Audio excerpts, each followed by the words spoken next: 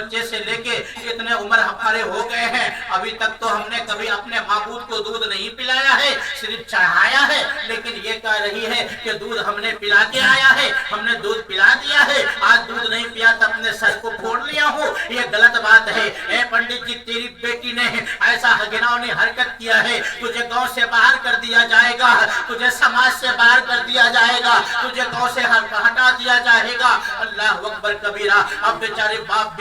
باپ بھی پریشان ہے، اب کرے تو کرے کیا؟ اس نے کہا نہیں پاپا میں بالکل پوتر ہوں، نہیں پاپا میں بالکل صاف ہوں، بالکل پوتر ہوں، اگر نہیں مانتے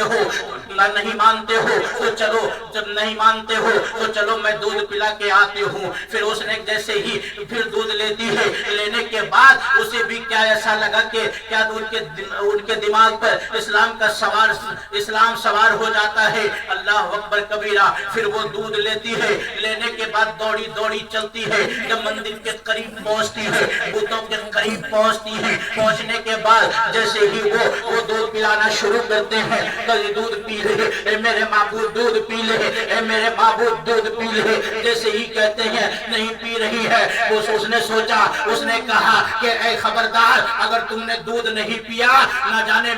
میرے پیچھے میرے گاؤں کے پورے سماج ہیں، اگر تم دودھ نہیں پیا تو یاد رکھ لو، پھر وہی کل والے بابا کو بلا کے لاؤں گی، تجھے دودھ پینا ہوگا۔ جیسے ہی کل والے بابا کا نام لیتی ہے، وہ دودھ پینا شروع کر دیتی ہے، سب کے سب حیران ہو گئے، کہنے لگے کہ آج تک تو ہم نے اپنے معبود کو دودھ نہیں پلایا، لیکن آج ان مٹیوں میں حرکت کیسے ہو گئی، اپنے ہاتھ سے دودھ کیسے پی لیا۔ اتنا کہتے ہی کہا کہ اے بیٹی بتا، واقعی تم بہت اچھی لڑکی ہے، واقعی تم پاک پوتر ہو، لیکن واقعی تم بہت اچھی ہو، یہ تو بتاؤ کہ تم کس بابا کے نام لے رہی تھی، وہ کل والا بابا کون ہے، ذرا اس کو بتاؤ، ذرا اس کی پریچے دو، ان کا پریبھاشا بتاؤ وہ ہے کون۔ اب وہ بیٹی کہتی ہے ایک وہ بابا ہے، ایک وہ بادشاہ ہے جو ایک فلاں پیڑ کے پاس بیٹھے رہتے ہیں، اور جب ہم ادھر وہ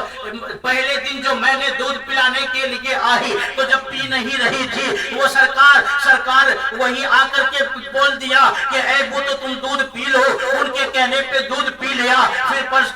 کل ہو کر کے جب وہ نہیں آئے اس لیے دودھ نہیں پی رہی تھی، جب دودھ نہیں پی رہی تھی اپنے سر کو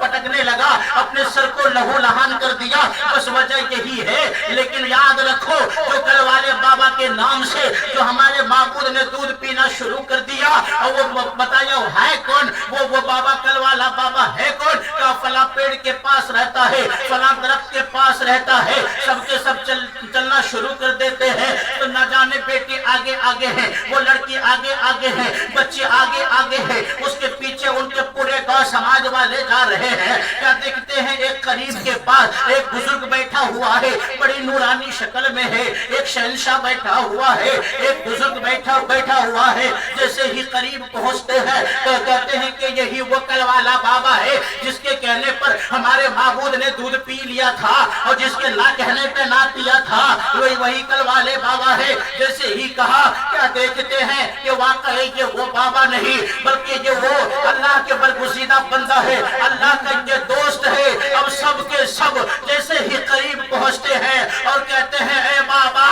آپ کوئی عام انسان نہیں ہے، واقعی آپ خدا کے نیک بندے ہیں، میں اسی دم ہم بھی آپ کے ہی دین میں شامل ہوتے ہیں، اور ہمیں بھی کلمہ پڑھا کے اپنے اسلام میں داخل کر لیجئے۔ نعرہ تکبیر، نعرہ تکبیر، نعرہ رسالت، نعرہ رسالت، خواجہ ہندوستان، خواجہ ہندوستان، خواجہ غریب نواز، خواجہ غریب نواز، نعرہ تکبیر، نعرہ رسالت۔ تو جیسے ہی سب کے سب آئے